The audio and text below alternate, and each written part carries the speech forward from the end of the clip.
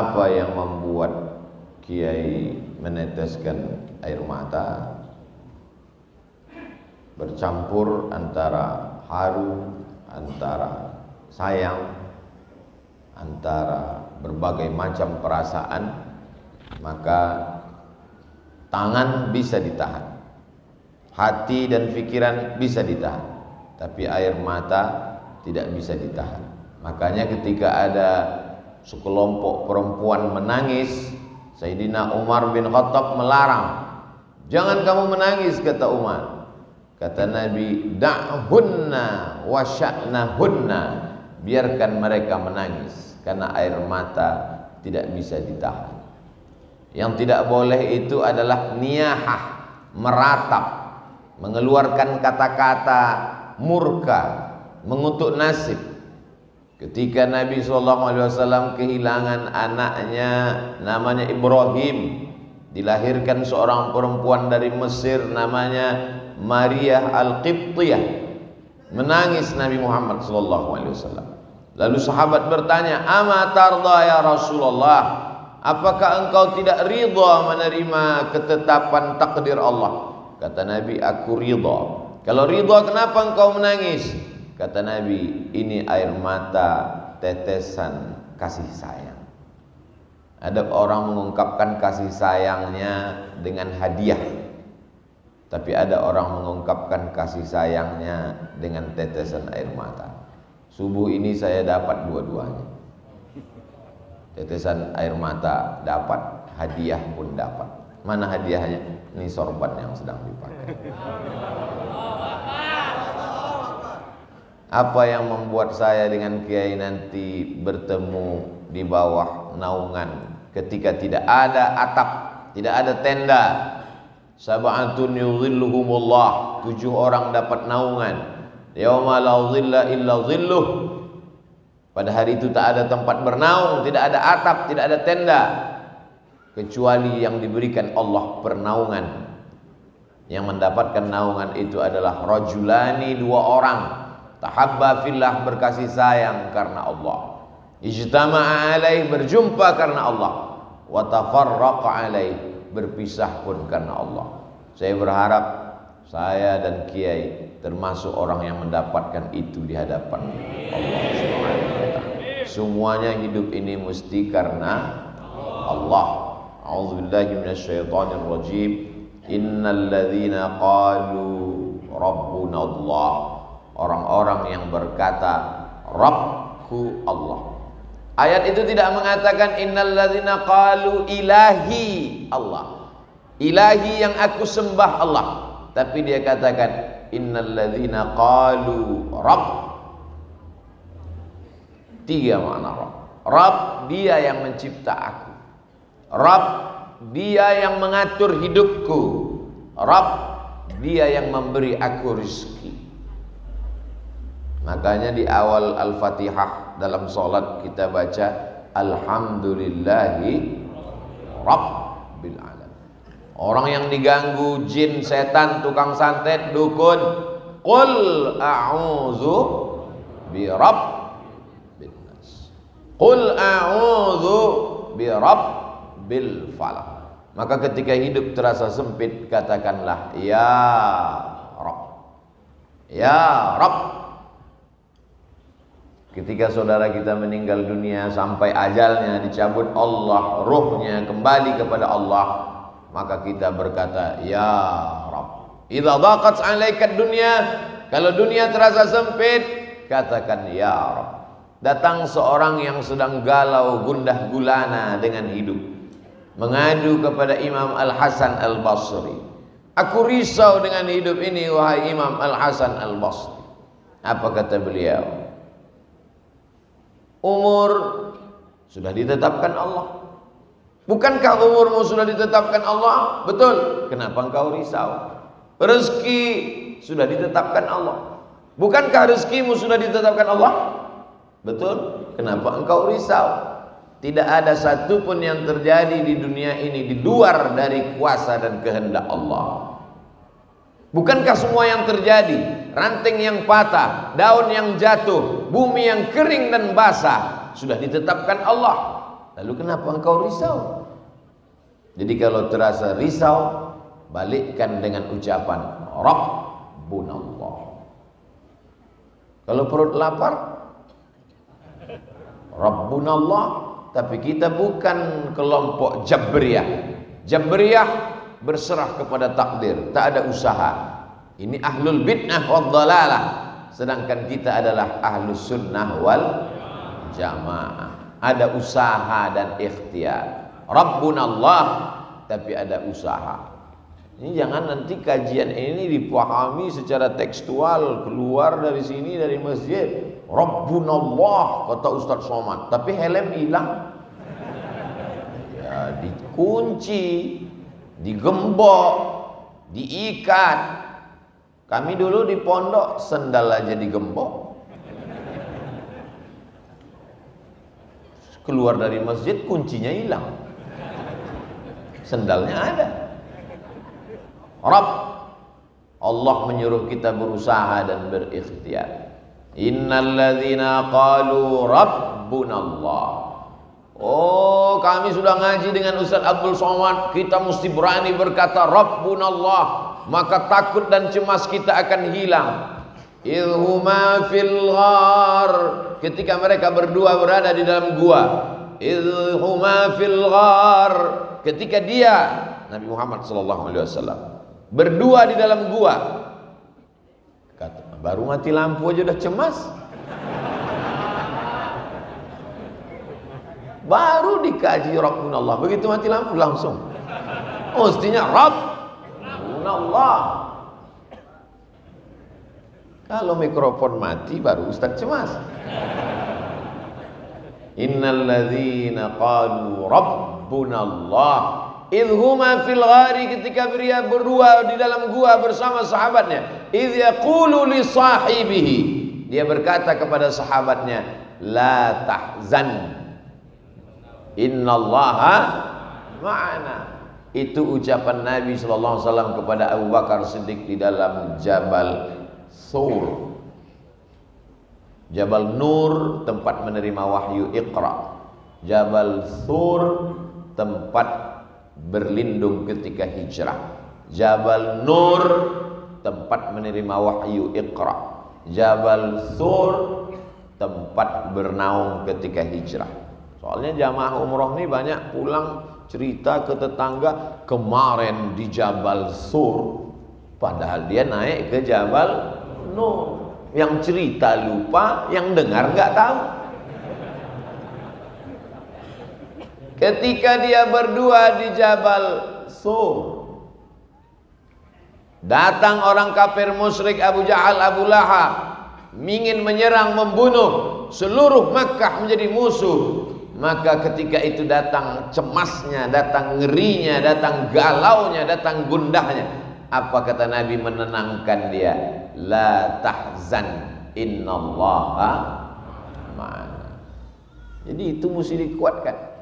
Akhirnya terinspirasilah seorang yang dijebloskan ke dalam penjara. Di dalam penjara itu dia sedang galau. Titelnya doktor, ceramahnya viral internasional, orangnya terkenal, tapi ternyata masuk juga ke dalam kerangkeng besi. Maka dalam masa-masa sulit itu dia menenangkan hatinya. Apa kata dia? La tahzan, wahai hatiku, wahai diriku, jangan kau sedih, jangan kau galau, jangan kau gundah gulana. Innallaha ma'ana, Allah bersama kita. Perenungan-perenungan dia di dalam penjara itu dituliskannya menjadi satu buku. Keluarlah buku berjudul La Tahzan, diterjemahkan Don't Be Sad, Dr. Aid Al-Qarni. Yang bisa menenangkan kita hanya kebersamaan dengan Allah. Sekarang banyak anak muda galau, la tahzan, narkoba ma'ana. Anak muda cintanya ditolak, sedih, pulang, la tahzan, dukun ma'ana. Semua ini hanya ilusi, mimpi. Apakah kita semua sudah terbangun dari tidur lelap kita? Jamaah tidak menjawab karena dia tahu ini jebakan. Kita sudah berkata tadi, alhamdulillahilladzi ahyana ba'dama amatana wa ilaihin nusyur. Dengan pedenya kita berkata bahwa saya sudah bangun tidur. Kata Sayyidina Ali karramallahu wajhah, belum. An-nasu niyam, manusia itu semuanya tidur. Kita ini sekarang sedang tidur lelap. An-nasu niyam, manusia itu tidur. Falamma matu, ketika mereka mati, intabahu, disitulah dia baru terbangun dari tidurnya. Jadi kalau ada jamaah tidur dengar pengajian, memang dia sedang tertidur. Kita baru terjaga dari tidur panjang ini nanti ketika kita terbangun saat malaikat maut mencabut nyawa kita, barulah kita tersadar bahwa semua ini hanya mimpi. Abdul Somad sekarang sedang mimpi jadi ustadz terkenal. Nanti ketika mati baru tersadar, sesungguhnya yang kau bawa mati hanyalah 2 rakaatmu di tengah malam yang sunyi. Yang menemanimu di liang kubur, di liang lahat, hanyalah amal-amalmu. Adapun viewer, follower dan subscriber hanya mimpi belaka. Anak-anak muda sekarang sedang mimpi jadi anak muda. Orang mimpi biasanya ngawur, maka keluarlah kata-kata ngawur dari mulutnya. Kan ku nanti kau 1000 tahun lamanya. Jangan percaya perempuan, mereka sedang orang mimpi ngomongnya ngelantur. Kalau ada mimpi yang serius, ini orang luar biasa, sampai mimpinya pun serius. Nanti ketika kita mati menghadap Allah, barulah kenyataan fakta yang selama ini dikatakan orang ilusi, ternyata dia nyata. Hari ini orang menantang, mana malaikat itu?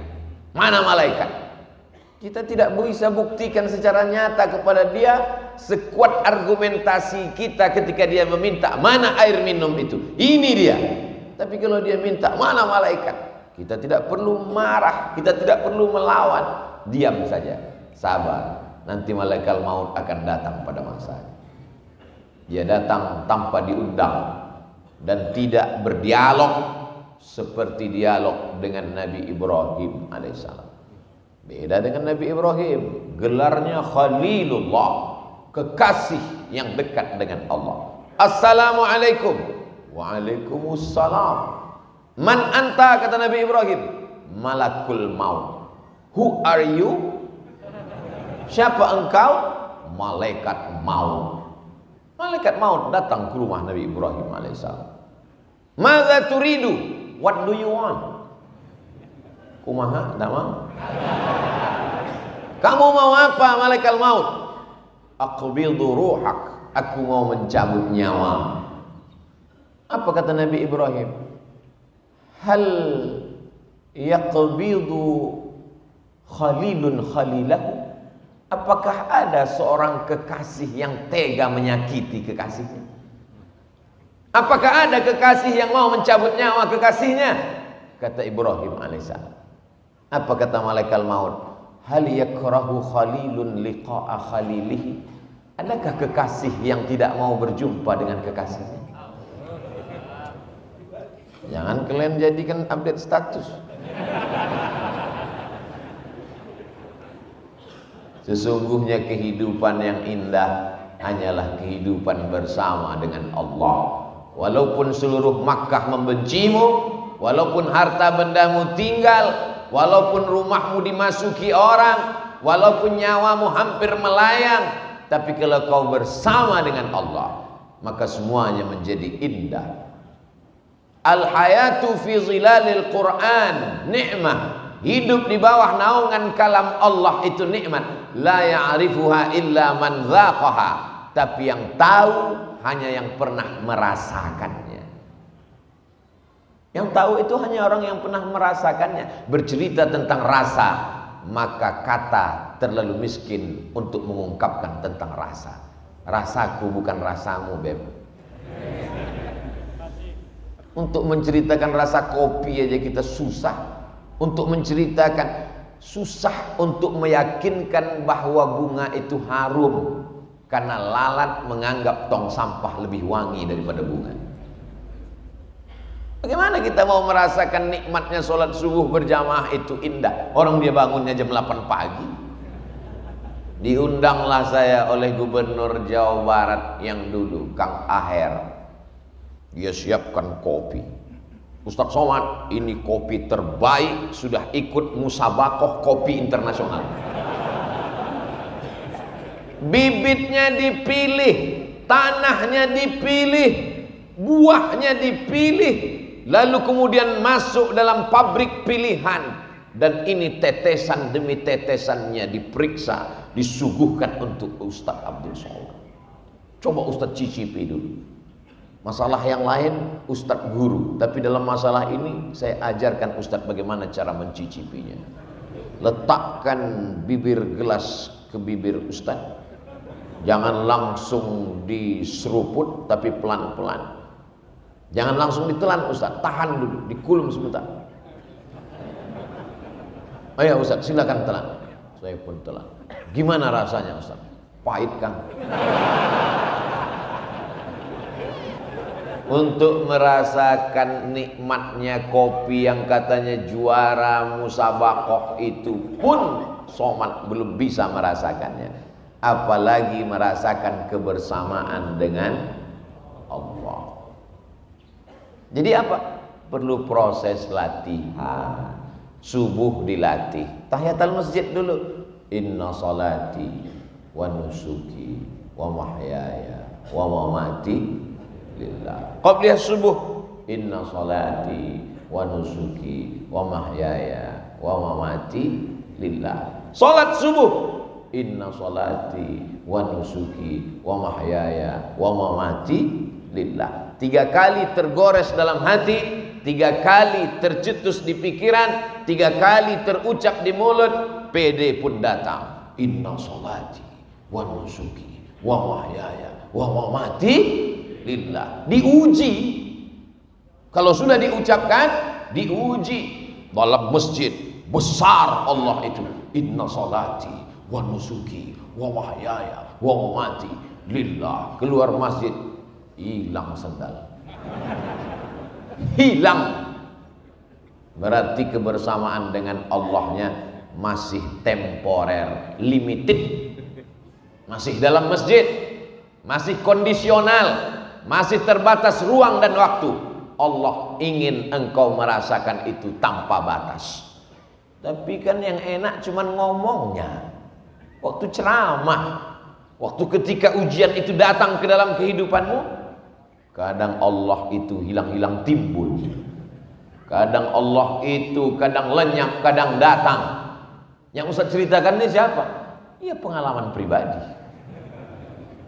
Maka perlu ada orang lain yang membisikkan ke telinga kita, ada Allah. Siapa dia? Muhammad sallallahu alaihi wasallam. Itulah mengapa kita selalu bersolawat. Allahumma salli ala sayyidina Muhammad wa ala ali sayyidina Muhammad. Gandingkan nama dia dengan nama Allah. Asyhadu an la ilaha illallah wa asyhadu anna Muhammadan Rasulullah. Supaya apa? Selalu mendapatkan bimbingan Rasulullah, selalu mendapatkan syafaat pertolongan di saat tak ada yang bisa menguatkan hati kita. Dokter, psikolog, psikiater menyarankan kita dengan segala usahanya. Beliau kuliah di fakultas kedokteran, fakultas psikologi, dengan ilmu-ilmu mereka memberikan kita kekuatan. Bapak mesti kuat, ibu mesti tegar menghadapi ini semua. Ini adalah ujian hidup. Silakan makan ini 3 kali setelah makan, ini sebelum makan, ini sedang makan, ini sebelum tidur, ini setelah tidur. Membaca resep itu bertambah berat beban hidup. Akhirnya setelah obat dimakan, bawaannya tidur saja. Ketika tidur datang, masalahnya hilang. Ketika mata terbuka, masalahnya datang lagi. Makan lagi, tidur lagi, makan lagi. Apa guna hidup kalau cuma tidur? Bagus mati. Angkat tangan, katakan Allah. Innalladzina qalu rabbuna Allahu akbar. Besar ujian hidup ini. Allah Maha besar.